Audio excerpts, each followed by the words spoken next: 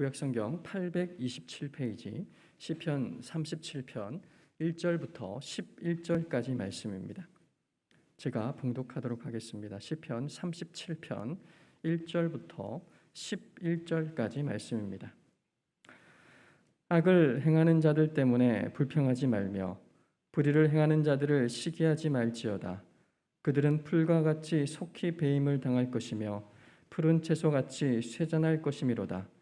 여호와를 의뢰하고 선을 행하라. 땅에 머무는 동안 그의 성실을 먹을거리로 삼을지어다. 또 여호와를 기뻐하라. 그가 내 마음의 소원을 내게 이루어 주시리로다. 내 길을 여호와께 맡기라.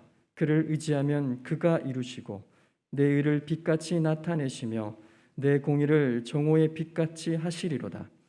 여호와가 앞에 잠잠하고 참고 기다리라. 자기 길이 형통하며 악한 꾀를 이루는 자 때문에 불평하지 말지어다. 분을 그치고 노를 버리라. 불평하지 말라. 오히려 악을 만들 뿐이라. 진실로 악을 행하는 자들은 끊어질 것이나 여호와를 소망하는 자들은 땅을 차지하리로다. 잠시 후에는 악인이 없어지리니 내가 그곳을 자세히 살필지라도 없으리로다. 그러나 온유한 자들은 땅을 차지하며 풍성한 화평으로 즐거워하리로다. 아멘. 빛으로 사는 인생이란 제목으로 목사님 말씀 전해 주시겠습니다.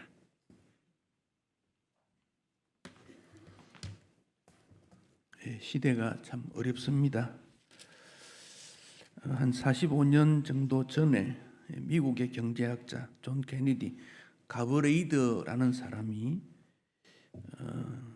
20세기 후반을 불확실성의 시대 그런 말을 했습니다.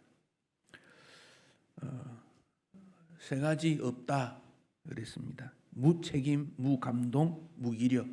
책임지지 않고 감동을 받지 않고 힘을 잃은 시대. 또 삼불시대, 불신, 불안, 불확실 그런 시대라 그렇게 말했습니다. 현대 사회를 여러 가지로 표현을 많이 합니다. 자아를 잃어버렸다. 꿈이 뭐냐 물으면 꿈이 없습니다. 왜 사는지 목적을 잃어버리고 사는 경우가 많습니다. 또 사람의 생명을 너무 가볍게 여기는 그런 시대를 살아가고 있습니다. 가족 사랑도 많이 약해졌고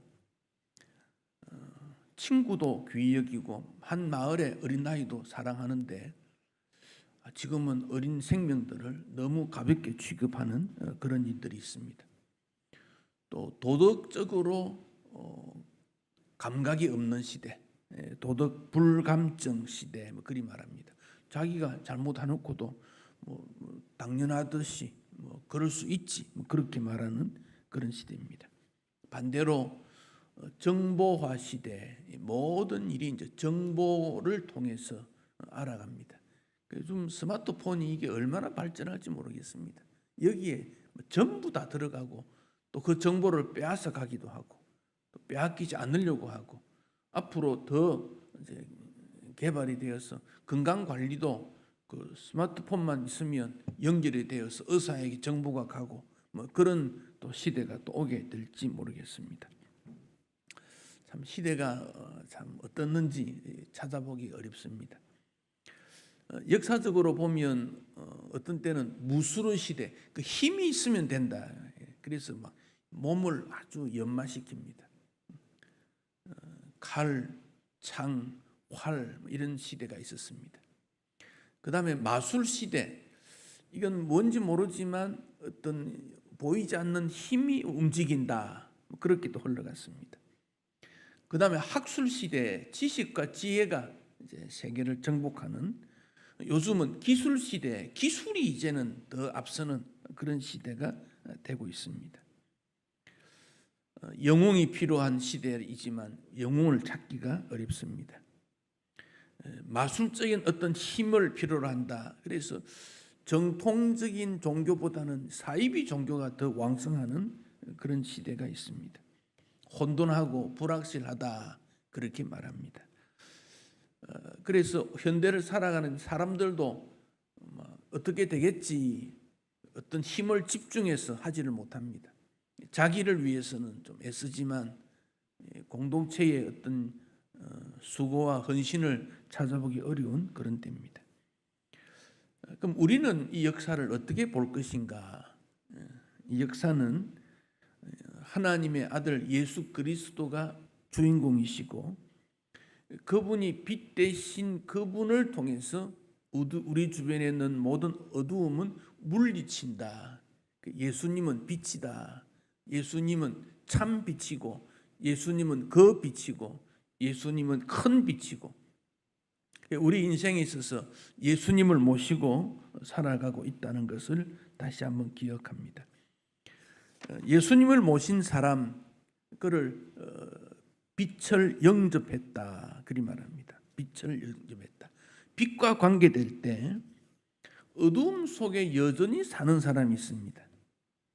어두움에서 어두움으로 살다가 끝나는 인생. 소돔 성이 그랬습니다. 노아 때 사람들이 먹고 마시고 자기를 위해 살았다. 어두움 가운데 살다가 어두움에 죽어가는 인생이 있습니다. 어두움에서 빛으로 나아가는 사람이 있습니다. 막달라 마리아 귀신에 들려가지고 자기가 마음대로 할 수 없는데 예수님 만남으로 귀신이 다 쫓겨나가고 그리고는 예수님을 전적으로 섬기는 그런 인생이 되었습니다. 삭개오 세상의 어떤 부귀영화를 잡으면 행복할 거다 생각했는데 부귀영화를 잡아봐도 여전히 어두웠습니다. 그런데 예수님이 자기가 사는 그 여리고를 지나간다는 말을 듣습니다. 예수님 만납니다. 삭개오는 완전히 달라집니다. 빼앗았던 것을 돌려주고 선한 일 하는 인생이 됩니다. 평생을 강도짓 하다가 죽을 때 예수님 만났던 예수님 십자가 우편에 있는 강도 늘 어둠 속에만 살았는데 그는 마지막에 예수님 만나는 그런 인생. 그래서 어둠 속에만 있는 인생이 있느냐 하면 어두움에 있어 빛으로 나온 인생이 있습니다. 반대로 빛 가운데 있는 인생이 어두움으로 들어간 인생도 있습니다. 사울 왕이 그렇습니다. 사울 왕은 그는 하나님으로부터 왕으로 부름을 받은 사람입니다. 그의 백성을 책임져야 될 사람입니다.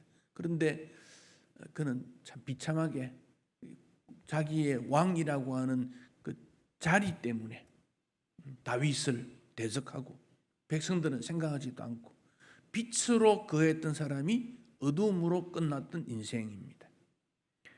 엘리 제사장 사무엘상에 사무엘과 엘리, 사울과 다윗 그 네 사람이 주인공입니다. 엘리 제사장 똑같습니다. 나이도 많고 그러니까 오랫도록 제사를 하나님 앞에 드리고 이스라엘 백성들을 위해 기도했던 사사기스에 나오는 사사들 끝나고 사무엘상에 나오는 사람 중에 사무엘과 엘리까지 그 부류는 왕이 없는 시대입니다. 제사장도 되고 왕적인 역할도 하고 선지자처럼 상담도 하고 말씀도 전해주는 그런 시대입니다. 엘리도 그렇게 살았습니다. 가룟 유다가 그랬습니다. 예수님의 제자라고 하는 특권을 가졌지만 결국 그는 어두움으로 인생이 끝났습니다. 빛으로 낮과 같은 그런 시대에 살았지만 마지막은 어두움으로 갔습니다. 빛으로 거했다가 빛으로 가는 인생이 있습니다. 믿음의 길입니다. 다윗 태어나서도 그렇고 젊었을 때도 그렇고 나이 들었을 때도 그렇고 물론 중간에 출렁거리는 건 있었지만 빛의 사람으로 마무리를 지었습니다.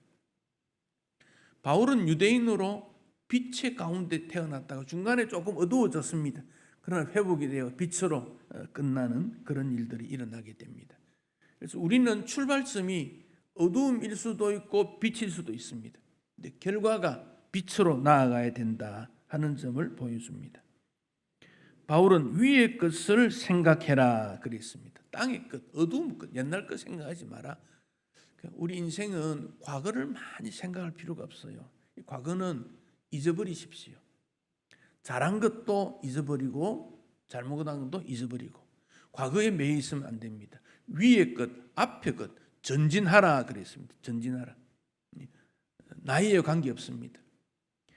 참 세상에는 보면 나이가 많아도 부끄러운 인생은 부끄러움으로 끝납니다. 부끄러운 인생은 나이 관계 없습니다. 우리는 전진하는 위의 것을 바라보는 그런 인생이 되어야 됩니다. 그래서 에베소 5장 8절 9절에서는 전에는 어두움이더니 이제는 빛이다. 주 안에서 빛이다. 빛의 자녀는 그 열매를 맺게 되는데 모든 착함과 어로움과 진실함을 맺어야 된다. 착함, 진실함, 어로움. 우리의 삶에 착하고 진실하고 어렵고 그런 점을 맺어줘야 됩니다.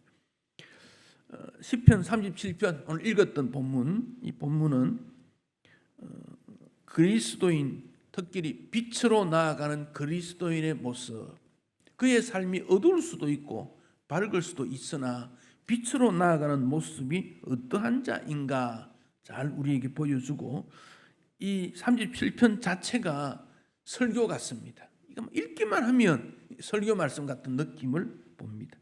자, 그럼 어떤 길인가 본문을 좀 통해서 보겠습니다. 1절, 2절을 같이 읽겠습니다.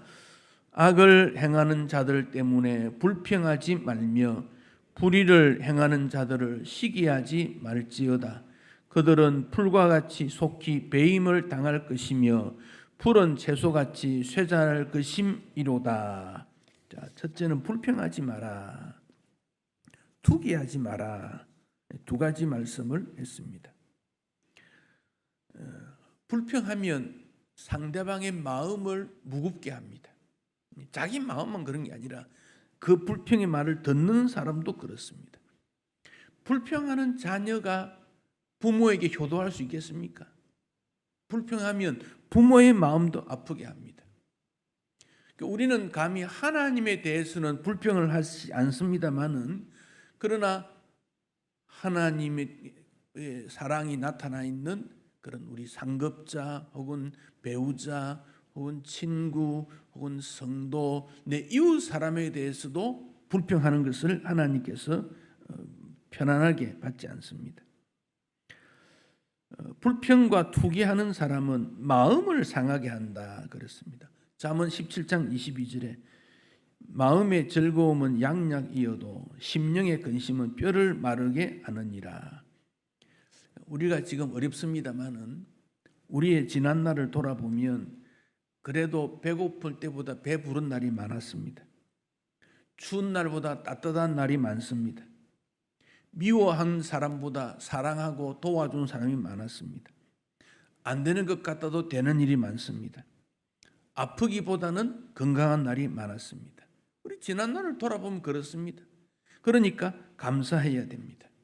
빛으로 나아가는 사람은 불평하지 말고 감사하다.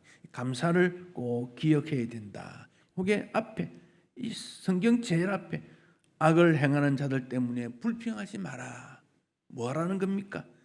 감사할 일을 생각해라. 지금 여름이고 코로나가 전 세계에 확산되었고 지금 보도에 뭐라고 나옵니까? 전 인류 중에 코로나로 감염된 사람이 2억 명쯤 된다. 어마어마한 숫자입니다. 거기에 비해서 우리나라는 그래도 나름대로 잘하고 있구나, 그런 점을 생각하게 됩니다. 저 후배 목사가 저 코로나 때문에 감염이 됐는데 제가 이 기도 제목을 매일 주고받고 합니다만 굉장히 힘들어하는 것 같아요. 처음에는 호수를 가지고 목으로 해서 배까지 이렇게 연결해서 공기를 주입했는데 그것도 잘 안 되니까 코트 방법이라나 또 산소통에다 집어넣었으면 하는데 그래도 염증이 있어가지고 계속 그래 있는 거 보면 이게 굉장히 무서운 것 같습니다. 그래서 우리가 방역을 자기를 위한 방역이니까 철저히 방역하고 또 하나님의 은혜를 꼭 구해야 됩니다. 그것도 교인하고 상담하다가 그 교인이 감염이 됐어요. 상담하다가 감염이 된 거예요. 사모님도 감염이 되고 아이도 감염이 되고. 그런데 사모는 2주 격려했는데 2주 격려하고 마지막 한 번 더 검사하니까 양성 반응이 나왔어요. 그래도 2주 뒤에 다시 이제 이겨냈습니다. 아마 건강한 것 같습니다. 아이가 초등학교 6학년인데 아이도 건강한데 부모가 이러니까 그 6학년 여아이가 얼마나 마음이 불안하겠습니까? 그래서 같이 그 엄마하고 그 격리돼 있었다 그래요. 다행히 사모는 이제 나왔는데 아직 목사님은 조금 회복이 되는 것 같은데 아직 그런 것 같아요. 그러니까 뭐 교회도 그렇고 가정도 그렇고 아주 위험한 일입니다. 하나님께서 지켜주도록 우리는 늘 기도하고 또 감사해야 됩니다. 건강한 날이 그래도 많지 않습니까? 불평하지 마라. 어떤 경우에도 불평하지 마라. 아, 이거 참 내가 실수했구나. 그래도 하나님이 도우셔서 감사합니다. 감사해야 됩니다. 3절 4절을 같이 읽겠습니다. 여호와를 의뢰하고 선을 행하라. 땅에 머무는 동안 그의 성실을 먹을거리로 삼을지어다. 또 여호와를 기뻐하라. 그가 네 마음의 소원을 내게 이루어 주시리로다. 아멘. 의뢰하라 그 말은 믿는다 그 말이죠. 나의 소망을 주님 앞에 맡기는 겁니다. 그러면 결과적으로 선하게 된다 그런 말입니다. 우리가 또 선을 행하는 사람은 하나님을 믿게 됩니다. 믿음에 대한 바깥으로 나타난 열매가 여기 있는 대로 선이라는 겁니다. 선. 믿음이라는 것은 보이지 않습니다. 근데 믿음으로 살았더니 바깥으로 선한 일이 나타났다. 열매다. 그렇게 볼 수 있습니다. 악인은 잠깐 번성하는 것 같지만 사라지는 거다. 그거 부러워하지 말자. 그런 말입니다. 우리는 하루의 계획도 모든 계획을 주님 앞에 맡기게 된다는 것입니다. 세상도 의지할 수 있으면 좋겠지요. 그러나 그 의지하는 것이 자꾸 흔들립니다. 세상은 흔들립니다. 지도자도 흔들립니다. 세상 사람은 별로 믿을 게 못 됩니다. 아무리 인기 있는 사람도 그 뒷면에는 보면 어두움이 많고 힘 있는 사람도 약함이 있고 능력 있는 사람도 연약함이 있고 그런 그 인생입니다. 그거 믿지 마라 그랬습니다. 우리는 하나님을 믿는다. 이 고백입니다. 하나님, 주 예수님, 성령님, 삼위 하나님을 믿는다. 이 고백이 있어야 됩니다. 그러면서 하나님을 믿기 때문에 선한 열매가 나오는데 말도 착하게, 행동도 착하게, 일도 착하게. 그래서 우리는 다른 사람을 도와주는 일을 해야 됩니다. 직장 생활도, 사업 생활도 마찬가지입니다. 쓸데없이 다른 사람 간섭하지 말고 최선을 다하면서 나의 건강도 물질도 모든 가족도 주님 앞에 맡긴다는 것입니다. 자기를 위해 세상에 살아가는 사람은 많지만은 이웃을 돕는 사람이 적습니다. 그래서 선을 행하라. 선행. 교회는 착한 일을 해야 됩니다. 성도는 착한 일을 해야 됩니다. 착하라고 했는데 착함을 실현하지 않으면, 실천하지 않으면 그 아무런 능력이 나타나지 않습니다. 기도할 수 있는데 기도하지 않으면 기도 안 됩니다. 물질을 주었는데 선하게 사용하면 하나님께서 물질을 거두어 가십니다. 물질도 선할 때 사용해야 됩니다. 섬김의 기회가 있을 때 섬길 수 있어야 됩니다. 은사는 활용할 줄 알아야 됩니다. 군인은 전쟁이 일어나지 않아도 사격 연습을 자꾸 합니다. 군인이 할 수 있는 유일한 것은 무기를 잘 다루어야 하기 때문에 그렇습니다. 그런데 무기를 잘 다루지 못하면 오발탄 잘못 방향이 정해지면 어떻게 되겠습니까? 함부로 총을 휘두른다든지 목표를 맞추지 못하면 큰일 납니다. 사격 연습을 늘 합니다. 옷은 또 규칙적으로 잘 입어야 됩니다. 옷이 있는데도 입지 않으면 안 됩니다. 화장도 적당하게 잘해야 됩니다. 화장 잘못하면 이상한 모습이 됩니다.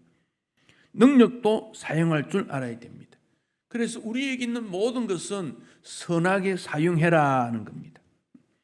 선하게 사용하는 것이 지혜입니다. 지혜도 하나님을 위해서 써야 됩니다. 재능도 하나님이 주셨으니까 사용해야 됩니다. 그것이 바로 빛으로 나아갈 수 있습니다. 땅에 묻어두면 안 된다 그런 말입니다. 우리 예수님께서 그러지 않았습니까? 달란트를 나누어 주었는데 5달란트, 2달란트는 가서 즉시 살용해가지고 그만큼 남겼는데 한 달란트 받았던 사람은 땅에 묻어두었다. 주인에 대해서 잘 몰랐습니다. 주인은 그런 사람인지 몰랐다 그랬습니다. 주님이 얼마나 그 땅에 묻어둔 그 일꾼에게 책망을 하고 어두운 데서 이를 갈며 있게 될 것이다. 우리에게 주어진 것 사용해야 됩니다. 시간도 사용해야 됩니다. 건강도 사용해야 됩니다. 주님 앞에 쓰임받는 사람이 되어져야 됩니다. 그리고 여호와를 기뻐하라 그랬죠. 4절에 기뻐하라. 기뻐하라는 말씀은 부드럽다, 즐거워한다, 여유가 있다, 뭐 그런 뜻입니다. 여호와 하나님을 바라보고 마음이 부드러워지고 여유가 있어진다. 여호와를 바라보면 그렇습니다. 신앙이란 여호와 하나님을 통해서 모든 것이 이루어지기 때문에 주님 나의 기쁨이 됩니다. 나는 주님을 사랑합니다. 여호와 하나님을 바라보는 믿음의 태도입니다. 왜냐하면 그 여호와 하나님을 통해서 우리는 너의 마음의 소원을 이루어진다 그랬지 않습니까? 세상 모든 사람이 소원이 있습니다. 이 소원 이루어지면 좋겠다 그럽니다. 그런데 여호와를 기뻐하면 그 여호와 하나님이 우리의 소원을 이루어 주신다. 그러니까 내가 내 소원을 이루려고 하면 안 되는 것이 많은데 여호와를 기쁘게 하면 여호와 하나님이 우리의 소원을 이루어 주신다. 이것처럼 감사한 일이 어디 있습니까? 그래서 여호와를 기뻐한다. 여호와 때문에 기뻐한다. 여호와 하나님을 기쁘게 여긴다. 그런 말입니다. 자녀는 부모를 쳐다보면서 부모님이 그렇게 힘든 가운데서도 거뜬히 이겨낸 걸 보면 자녀 마음이 나도 이 부모님처럼 살아야지 그런 마음을 가지게 됩니다. 부모님을 기쁘게 여긴다 그런 말씀입니다. 하나님께서 모든 것을 다스리시고 이끌어 주시고 인도해 주시니 하나님 바라보면 기쁘더라 그런 말입니다. 그래서 오늘도 예배드리러 나왔지 않습니까? 하나님이 기쁘게 하기 위해 주님 앞에 나온 것은 그 주님이 나를 책임져 주시기 때문에 그렇습니다. 그래서 찬송할 때 기쁨으로 찬송합니다. 기도할 때 기쁨으로 기도합니다. 말씀 들을 때 기쁨으로 듣습니다. 그렇게 하면 5절 이렇게 말씀했습니다. 5절을 같이 읽습니다. 내 길을 여호와께 맡기라. 그를 의지하면 그가 이루시고 6절 내 의를 빛같이 나타내시며 내 공의를 정오의 빛같이 하시리로다. 빛으로 나아가는 인생 하나님 앞에 맡기고 하나님의 뜻을 기다립니다. 왜냐? 우리 하나님은 우리 각자에게 어떤 계획이 있다는 겁니다. 이 땅에 태어난 모든 주의 백성들에게 하나님은 계획이 있습니다. 그 계획을 이룸으로 하나님께서 기뻐하십니다. 너의 행사를 여호와께 맡기라. 그리하면 너의 경영하는 것이 이루리라. 맡기면 계획하는 모든 것을 하나님이 이루어 주시겠다. 우주도 창조하셨는데 우리도 하나님이 창조했지 않습니까? 먼 훗날 그건 생각하지 필요 없습니다. 그거는 지금 우리가 살아가는 이것만 해도 충분한데 그 쓸데없는 상상력을 동원해 가지고 그렇게 할 필요는 없습니다. 지금 우리에게 주어진 모든 일입니다. 어린 아이를 학교에 보내는 것은 학교 선생님을 신뢰하기 때문에 그렇습니다. 자녀를 결혼시키면 그 배우자를 신뢰할 수 있겠다 생각이 들기 때문에 맡깁니다. 택시를 타도 그 기사에게 내가 가는 목적지가 맡길 수 있겠다 생각하니까 택시를 탑니다. 우리 인생, 내 인생 전부를 책임지시는 하나님을 신뢰하지 못하면, 의지하지 못하면 어떻게 믿음 생활을 하겠습니까? 베드로전서 3장 7절 너희 염려를 다 주께 맡겨버리라. 이는 저가 너희를 권고하심이라. 권고한다 이 말은 잘 이끌어준다 그런 말입니다. 주님께 맡겨라. 무엇을? 너희 모든 염려를 맡겨라. 미래에 어떻게 살까 걱정하지 말라 그런 말입니다. 코로나 문제도 주님께서 알아서 해주실 테니까 우리는 하나님의 은혜를 구하고 기다리고 맡기자. 그 운동을 해야 합니다. 맡겨버려라. 왜? 사람의 손으로 해결할 것은 하나도 없기 때문에 그렇습니다. 이런 아이디어 저런 아이디어가 나옵니다만 주님이 원하시는 것이 무엇일까? 권고하신다는 말은 보살피고 있다 그런 말입니다. 우리의 근심과 염려를 주께 맡기면 주님이 보살펴 주신다 그런 뜻입니다. 그래서 6절에 너의 의를 빛같이 나타내신다 그랬습니다. 빛처럼 환하게 이끌어 주신다. 내가 가는 길이지만 사실은 주님이 내 앞에 가고 있습니다. 그래서 주님이 가신 그 길로 가면 환하게 밝아집니다. 건강하고 싶지 않은 사람 아무도 없습니다. 다 부자가 되고 싶어 합니다. 다 성공하기를 원합니다. 그런데 왜 인생은 행복하지 못합니까? 의롭지 못합니까? 이런 모든 소원을 주님 앞에 먼저 맡길 때 주께 맡기도록 젊었을 때는 지혜도 있고 암기력도 있고 무언가 이룰 것 같지만 나이가 들면 점점 약해집니다. 그래서 더 주님 앞에 맡겨야 됩니다. 다 맡깁니다. 올림픽에 나온 젊은 선수들은 정말 잘합니다. 놀랍습니다. 더 잘할 것 같습니다. 그러나 그들도 때가 되면 늙어집니다. 옛날 젊었던 것이 무슨 소용이 있겠습니까? 젊든 넘든 주님 앞에 맡기는 일입니다. 이번에 사격했던 선수 한 사람은 저 서울시민교회 교회 학생 출신이라 그래요. 예. 그래서 그 부모가 믿음 생활 잘하는 분이라 그래요. 또 제천에 무슨 누굽니까? 그 친구는 그 할머니가 권사님이나 할머니 밑에서 살았는데 그것도 이번에 메달 땄다 그래요. 그래서 참 기독인이 어느 곳에든지 참 열심히 잘하는구나. 교회적인 경사뿐 아니라 나라 전체에 소망을 줬지 않습니까? 그들이 운동할 때에 하나님 앞에 얼마나 은혜를 구했겠는가 그렇게 생각합니다. 다윗은 목동입니다. 15살 때 사무엘에게 기름 부음을 받았습니다. 사무엘이 그때 말했습니다. 사람은 외모를 보지만 여호와 하나님은 중심을 보신다. 그가 골리앗을 물리칩니다. 영웅이 되었습니다. 그런데 사울 왕이 다윗을 시기했습니다. 다윗은 그걸 압니다. 그래서 시기하는 것 하나님 기뻐하지 않더라 압니다. 다윗이 사울의 사위가 되었는데도 불구하고 10년 동안 도망을 다녔습니다. 사울을 죽이고 싶었습니다. 그러나 원망하지 않겠다. 불평하지 않겠다. 하나님만 의지하겠다. 다윗이 30살이 되었을 때 인생 역전이 일어났습니다. 교만하고 불순종했던 사울 왕은 하나님께 버림을 받았지만 다윗은 왕으로 우뚝 서게 된 것입니다. 하나님께서 다윗을 내 마음에 합한 자라 그랬습니다. 어느 날 다윗이 자기의 생애를 돌아봅니다. 비참할 때, 도망을 다닐 때, 그럴 때도 믿음으로 그런 하나님 의지했습니다. 하나님이 큰 축복 주었다 그는 깨달았습니다. 목동이 왕이 되었다. 이거는 놀라운 변화 아니겠습니까? 개울에 있던 그 어떤 무엇이 크게 되었다. 똑같은 거 아닙니까? 목동이 손가락질 받는 아무것도 아닌 공부도 제대로 못한 그가 왕이 되었다. 그가 불평하지만 안 된다. 행악자들 때문에 노여워하지 마라. 하나님은 전적으로 의지해라. 하나님 잘 섬겨야 된다. 계속 오늘 고민하는 게 그 말입니다. 올림픽 마지막에는 마라톤 대회가 있지요. 한 선수가 우리나라 귀화했다 그러죠. 외국 마라토너가. 한국 얼굴은 새까만 흑인인데 한국 이름으로 뛰게 되는 선수가 있습니다.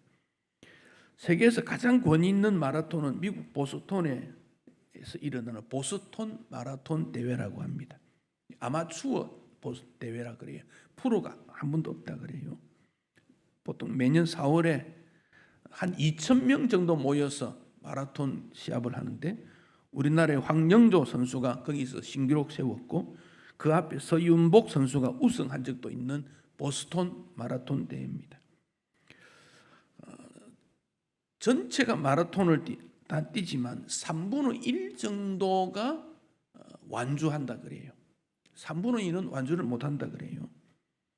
특히 보스턴 마라톤은 그 이유가 결승점 다 돼 왔는 한 10km 정도, 그러니까 마라톤이 42km 좀 넘지 않습니까? 42.195 아닙니까? 10km 정도 놓고는 언덕이 있다 그래요. 마지막에 그 언덕이 굉장히 힘에 들어서 그 언덕 앞에서 다 포기한대요. 그래서 그 언덕을 통탄의 언덕이다. 마라톤 선수들은 그렇게 말한대요. 거기 가면 그 뛰어야 되는 걸 한번 가보지 않겠습니까? 어떻게 되어 있는지 조사도 하고 점검도 하고 연습도 하지 않겠습니까? 마지막 거기에 크게 어렵다 그래요. 인생에게도 마지막 언덕이 있습니다. 마지막 언덕. 나라도 고비가 옵니다. 그 언덕에서 어떤 사람은 좌절합니다. 포기합니다. 원망하고 불평합니다. 그런데 어떤 사람은 마지막까지 언덕을 넘어서 영광의 면류관을 쓰게 됩니다. 그래서 보스턴 마라톤이 유명한 것은 그 언덕 때문이라고 합니다. 우리가 예수님을 믿고 하늘 시민권 가지고 살아갑니다. 이 땅에 살기 때문에 절망스러운 일이 많습니다.